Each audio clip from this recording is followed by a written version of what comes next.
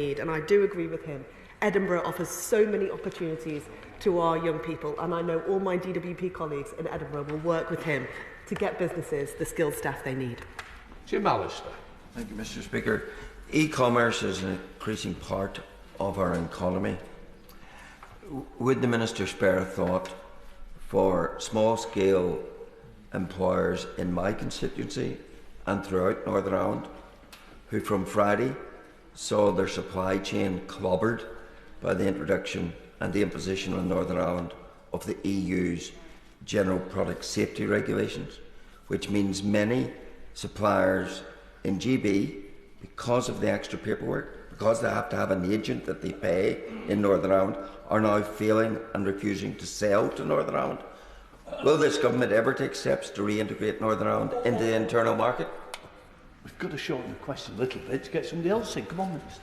Well, Mr. Speaker, I'm not entirely sure that the issues that in the members' questions are completely within my responsibilities. However, I would say that DWP colleagues in Northern Ireland work very closely with business, and I'm sure they'll continue to do so, whatever the prevailing economic circumstances. Antonia Barnes. Number 5, Mr. Speaker. Minister. Thank you, Mr. Speaker. We are committed to reviewing universal credit to make sure it's doing the job we need it to. We've started by announcing the fair repayment rate in the budget, and we'll be keeping Parliament updated. Antonia Barnes. Thank you very much, Mr. Speaker, and I thank the Minister for that answer. 27% of working-age people in Tipton, Wednesbury and Coseley rely on universal credit, and I welcome the fair repayment rate announced at the budget. But a major reason for benefit debt is the design flaw in universal credit, which means universal credit claimants have to wait 5 weeks for their first payment. Can the Secretary of State, can the Minister confirm that the 5-week wait is part of the review into universal credit? Minister.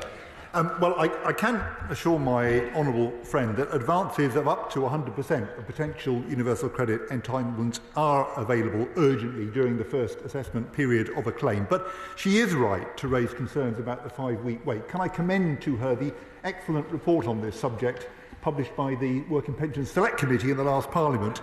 And the point she's raised is definitely one that we need to consider. Wendy Chamberlain.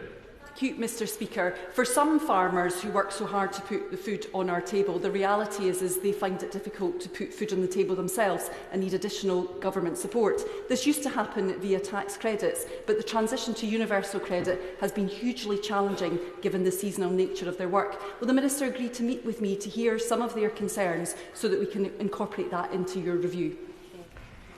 Minister. Yes, Mr. Speaker, we are watching very carefully the progress of migration from tax credits to universal credit, which will be complete in the early part of next year. But I'll be very happy to meet with her and to discuss some of the difficulties she's seeing. David Taylor. Question number 6, Mr. Speaker.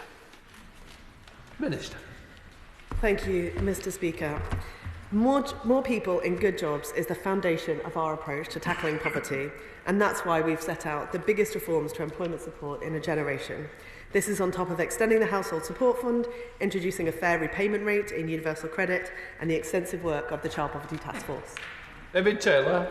Thank you, Mr. Speaker, and I thank the Minister for her response. In my constituency of Hemel Hempstead, there has been a 1,000% increase in the number of people needing to use food banks over the last 10 years, according to figures given to me by the local charity Dens. Meanwhile, another institution called the Hemel Community Fridge sees queues an hour before it opens, seems akin to something out of Soviet Russia. Does the Minister agree with me that there are few more shameful examples of the last government's record on poverty? And will the Minister outline further steps which we can take to reduce... Sorry, Mr. Speaker, I can't quite hear the mutterings of the party opposite. I think the word they were looking for is sorry. But could the Minister outline further steps that we can take to reduce the need for food banks to exist at all? Minister. Thank you, Mr. Speaker, and I am sorry to say that I think the statistics that the honourable member reads out are consistent with that of the Trussell Trust, who distributed 61,000 emergency food parcels in 2010, and last year it was 3.1 million. That is not acceptable, and it's why we have committed to triple investment in breakfast clubs to over 30 million. As I said, introduce our fair repayment rate for deductions from universal credit, because if you're out of debt, you're out of danger. We're increasing the national living wage to £12.21 an hour from next April, which will boost the pay of 3 million workers. And as I said, Mr. Speaker, that is why the Child Poverty Task Force is working very hard. Ellie Charles. Thank you very much, Mr. Speaker. Benefits such as pension credit and disability living allowance are important in assisting people to stay out of poverty, but delays in processing applications push people into poverty. Constituents of mine, an 82-year-old gentleman, has spent more than 16 weeks waiting for his application to be processed.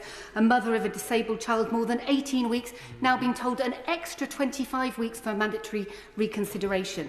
What is the Minister doing to take steps to reduce delay in processing applications for pension credit and other state support to help lift households out of poverty? Minister. Thank you, Mr. Speaker, and I thank the Honourable Lady for her question, which she rightly puts to this House. We have increased the number of staff working on pension credit by over 500, and we're working very quickly to deal with those backlogs and delay, because, as she says, we need to get through those backlogs. Lee Dillon. Thank you, Mr. Speaker. Question 7, please. Minister.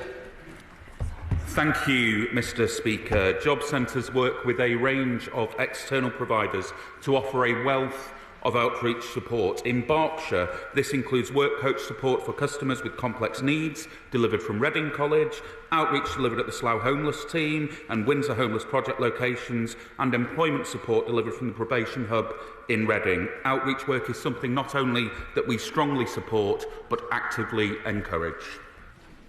Lee Dillon. Thank you, Mr. Speaker. The Minister names a number of projects within Berkshire, none of which fall within my own constituency of Newbury. So would the Minister welcome community interest companies like Lambourne Junction hosting the job centre in their facilities to make sure that communities in rural constituencies like myself have access to the job centre rather than having to travel into the main town centre for that support? Minister. I would very much welcome such an initiative being brought forward in his own constituency of Newbury. He may also be pleased to know that there is currently the potential of a youth hub opening from Newbury, similar to that is already grant funded and in operation in Oxford. Rebecca Long-Bailey. Question number 8, Mr. Speaker. Minister. Thank you, Mr. Speaker. Due to the introduction of auto-enrolment, which is at least one policy which has cross-party support, introduced, legislated for by the last Labour government, taken forward by the coalition government, there has been a 92% increase in the number of employees saving into a workplace pension scheme since 2012, and that's over 10 million more people now saving for a pension who weren't saving previously. Rebecca Long-Bailey. Thank you, Mr. Speaker. The Minister will be aware that around 10% of people automatically enrolled into workplace pension schemes choose to opt out, often due to low pay and cost of living pressures, leaving them losing out on not only building up their own contributions, but also on the top-ups of their employers. So would the Minister consider a simple tweak and allow for employers' contributions, which would have been due in any event, to continue in such opt-out circumstances? I thank her for that question. It is indeed an interesting idea, and one that has been put forward recently by the Institute for Fiscal Studies, and I will consider it. But I will say to her also, in the pension schemes bill, which we're introducing next year, low earners with multiple small pots will have those pots consolidated so that that money works better for them in the future and gives them a better retirement in the future too. Jim Shannon. Thank you, Mr. Speaker, and I thank the Minister very much for that answer. Minister, while both governments, one that's in opposition now and the government now, have always encouraged people to buy into pension contributions in every way they can, the fact is, for many people who are low earners, it's not possible to have a pension scheme at the same time to live in the age that we are with the cost of living. Minister, what can be done to encourage people to do that in a way that it doesn't impact upon the monies that they have coming in? Thanks so much.